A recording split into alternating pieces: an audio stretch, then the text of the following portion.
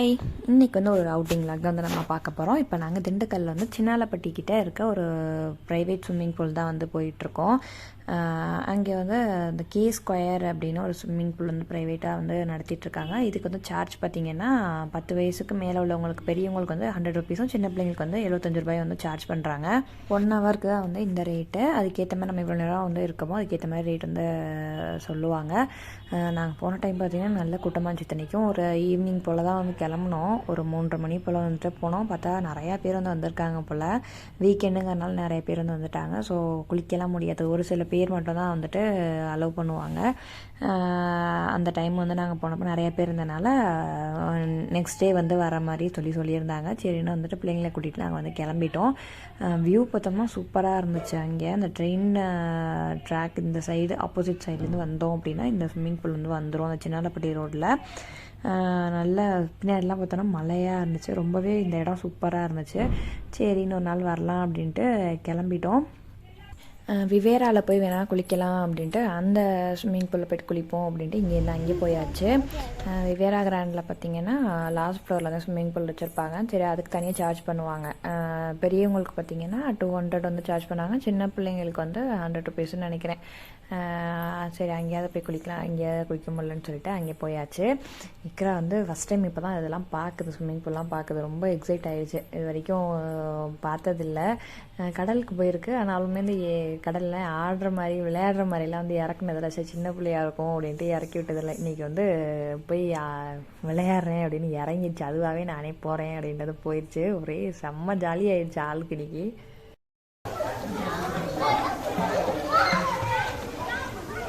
பாப்பா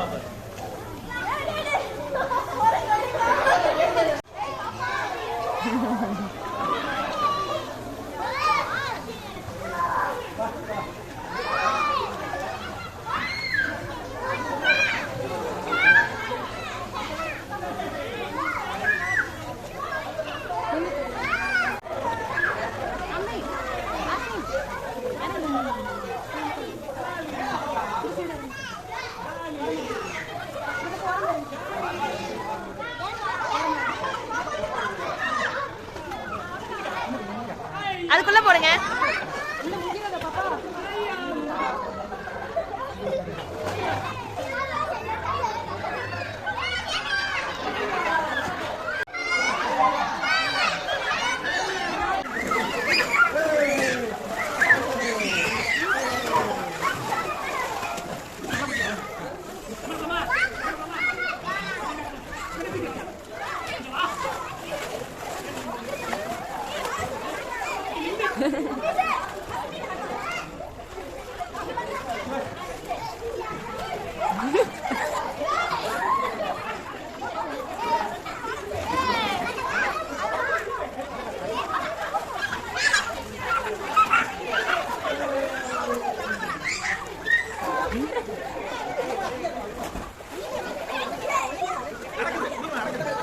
பிள்ளை பிடிங்க, ஒழுங்கா பாருங்க.